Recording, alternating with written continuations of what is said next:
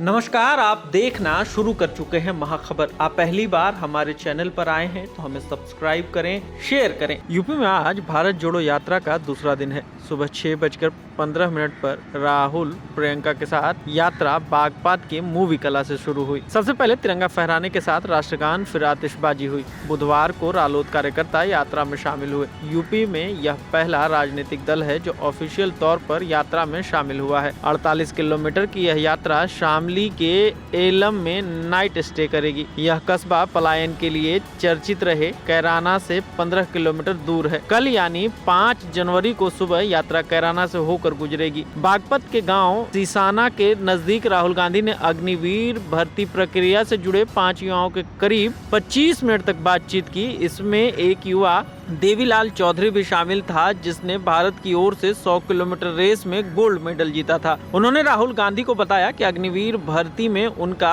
Selection हो चुका था, लेकिन बाद में बिना कारण बताए सिलेक्शन रद्द कर दिया गया। उन्होंने कहा कि ऐसे कई हजार युवा हैं जो सिलेक्शन होने के बावजूद सेना में भर्ती नहीं हो पाए। राहुल गांधी ने कहा कि अगर हम सत्ता में आते हैं तो अग्निवीर भर्ती प्रक्रिया रद्द करके सेना में भर्ती में पुरानी प्रक्रिया बहाल कर देंगे। राहुल की भारत जोड़ो यात्रा का कैराना में ही बुधवार को नाइट स्टे का कार्यक्रम था। हालांकि वहां इतनी बड़ी जगह नहीं मिल पाई जहां सभी 60 कंटेनर और 10,000 कार्यकर्ताओं के रुकने का इंतजाम हो सके। इसके बाद कैराना से पहले ही एलम में नाइट स्टे का कार्यक्रम रखा गया। 2013 में मुजफ्फरनगर में दंगे हुए थे। इसके बाद पश्चिमी यूपी में हिंदू मुस्लिम की सियासत तेज हो गई थी। कैराना पलायन का मुद्दा सबसे पहले मई 2016 में सामने आया था। वहाँ के तत्कालीन सांसद हुकुम सिंह ने वहाँ से कुछ हिंदुओं के पलायन का आरोप लगाया था। उनका कहना था कि हिंदू मुसलमान दबंगों के चलते हिंदू परिवार कैराना से पलायन कर रहा है। उन्होंने 63 नामों की एक लिस्ट भी जारी की थी। हालांकि बाद में इसे एडमिनिस्ट्रेटिव फेलियर बताया था।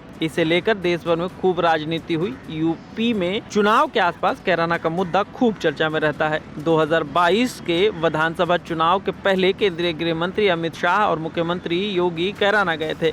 शाह ने वहां पलायन पीड़ितों से मुलाकात की थी और उनका हालचाल लिया था। भाजपा नेता हुकुम सिंह की बेटी और कैराना से प्रत्याशी मृगांका का कहना है कि जिन लोगों ने पलायन किया था वे लोग अब लौट कर आने शुरू हो गए हैं। अब सभी लौट रहे हैं। कैराना मुस्लिम बाहुल्य सीट है और 2017 और 2022 में दोनों ही बार यहां सपा के नाहिद हसन ने चुनाव जीता था।